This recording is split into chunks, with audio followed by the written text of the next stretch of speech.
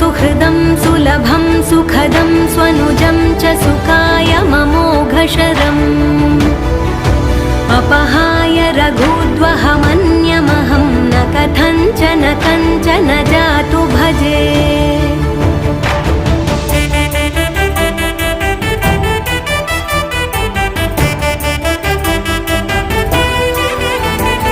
विना वेङ्कटेशं ननाथो ननाथः सदा वेङ्कटेशं स्मरामि स्मरामि।